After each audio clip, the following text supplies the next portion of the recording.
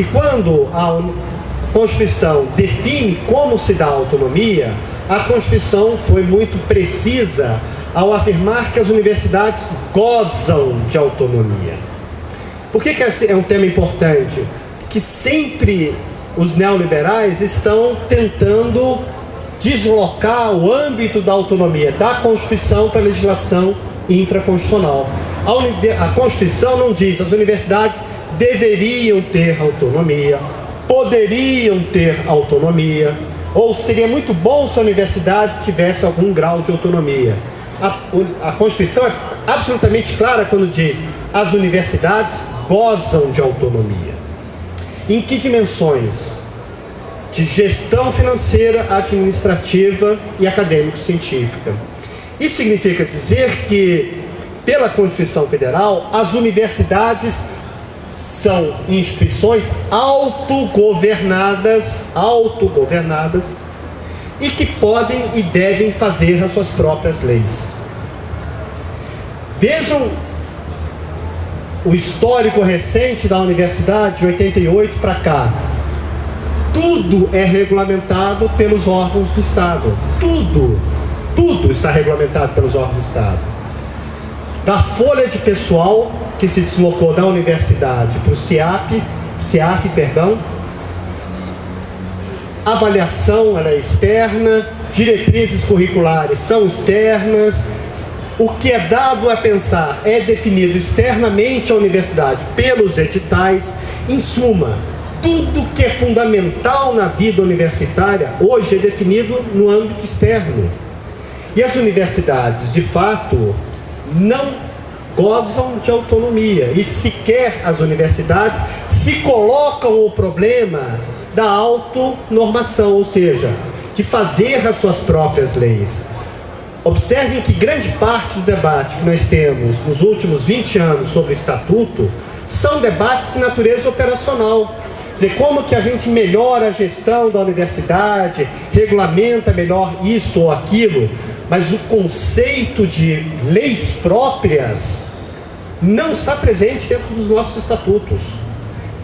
De regras próprias de funcionamento, não está. Por quê? Porque tudo hoje está estruturado e organizado a partir de uma perspectiva heterônoma, ou seja, avaliação, currículo, os editais, carreira, tudo é definido por critérios que fundamentalmente são externos. Quer dizer, quem define a carreira é o Ministério do Planejamento, quem define a avaliação são os organismos privados ou públicos de avaliação, quem define as diretrizes curriculares é o consórcio de interesses particularistas no Conselho Nacional de Educação.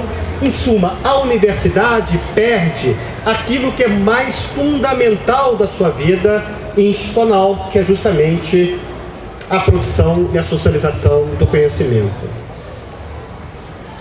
É a partir dessas preocupações que eu gostaria de fazer algumas pontuações sobre o chamado pacote da autonomia.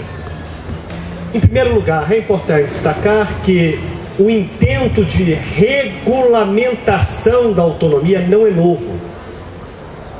Começou na época de Cardoso com uma proposta de emenda constitucional número 370, que, de forma singela, colocava um aposto na Constituição Federal.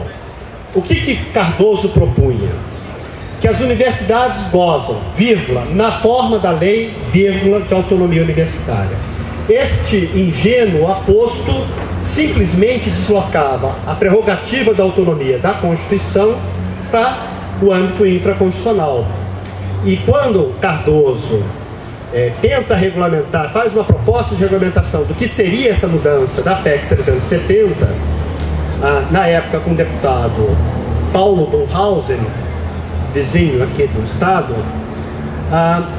eles fazem um parecer onde Bonhausen diz que a pesquisa era um puro emocionalismo nacional, quer dizer, e que a pesquisa na universidade deveria ser vista como um método pedagógico sobre o ensino, quer dizer, deveria ser muito mais uma espécie de simulação de pesquisa para ensinar os estudantes. e que, num prazo de 10 anos, as universidades caminhariam dos seus próprios pés. Como é que uma universidade caminha dos seus próprios pés? Obviamente, uma universidade caminha dos seus próprios pés, na ótica neoliberal, se ela se autofinancia. E era isso que Bonhoeffer propunha. Muitas lutas, a greve de 98 teve muito esse sentido. Depois, a tentativa de regulamentar a mudança na reforma do Estado em 2001, deslocando a carreira dos docentes e técnicos administrativos para a esfera privada, para a CLT, foi barrada na greve de 2001. Mas, em suma, a reforma do Estado criou um ambiente novo que torna desnecessário a mudança do artigo 207 da Constituição. Por que o artigo 207 não precisa ser mais modificado?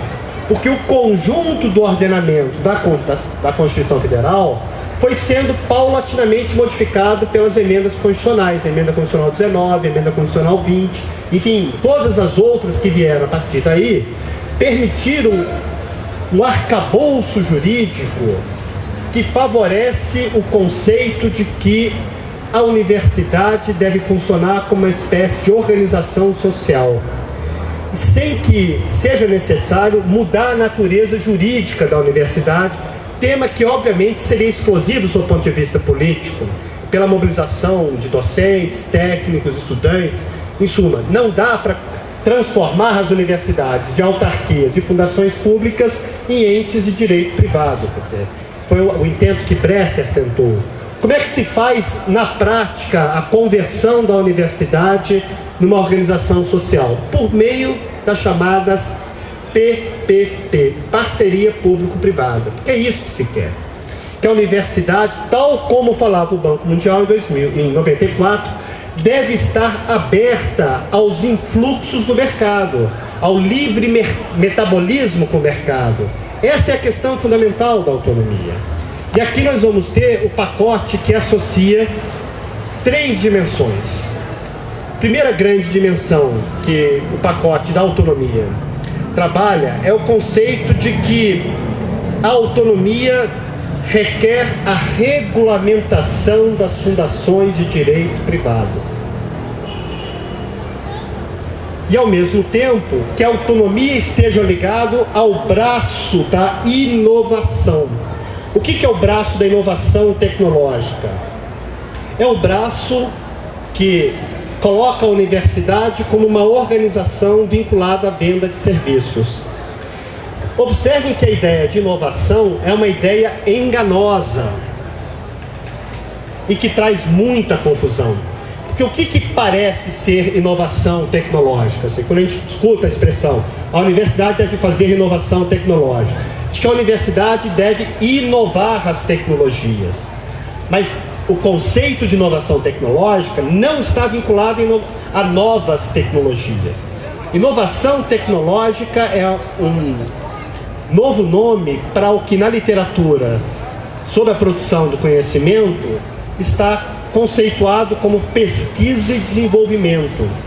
O que é pesquisa e desenvolvimento? É todo aquele processo que em última instância tem um objetivo: é tornar as mercadorias objeto do desejo do consumidor.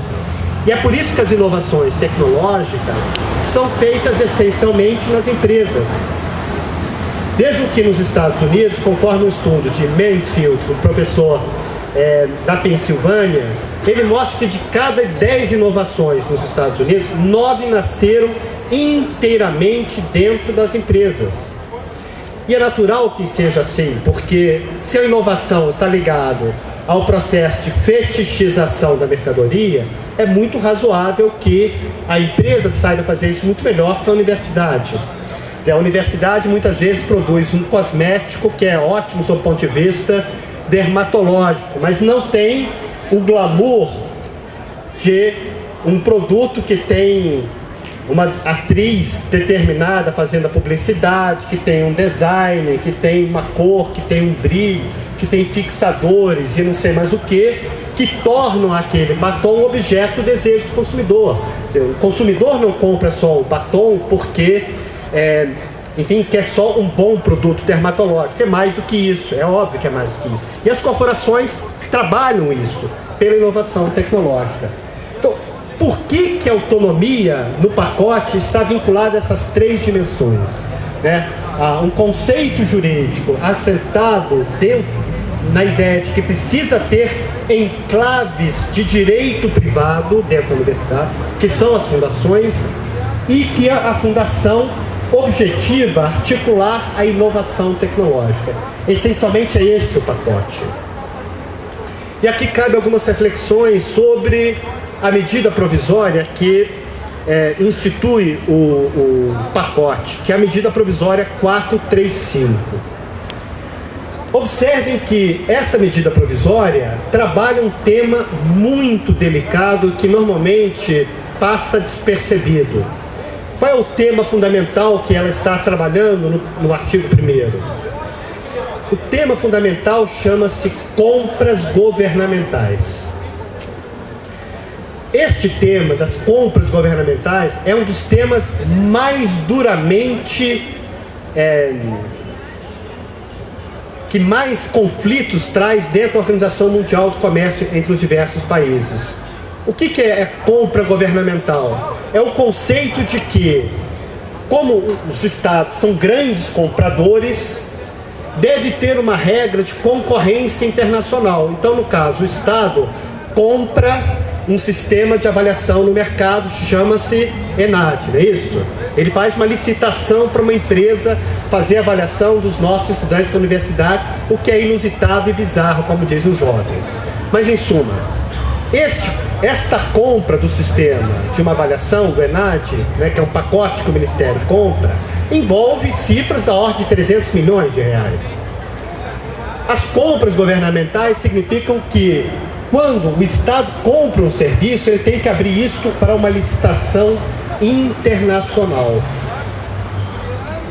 Então vejam que, pelas regras da OMC de compras governamentais, se elas estão liberalizadas, que é isto que o projeto está falando, significa que o pacote de avaliação pode ser feito pelas empresas estadunidenses ou pelo Ceneval do México que fazem a avaliação.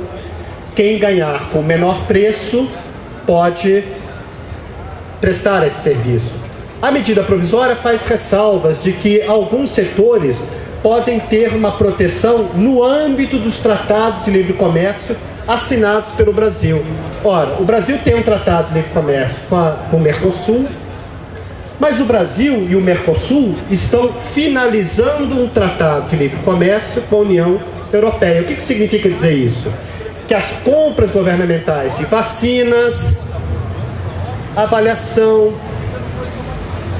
em suma, de uma série de serviços muito sofisticados e que os centros de pesquisa têm um papel-chave, Fiocruz e outros, vão estar abertos à licitação internacional.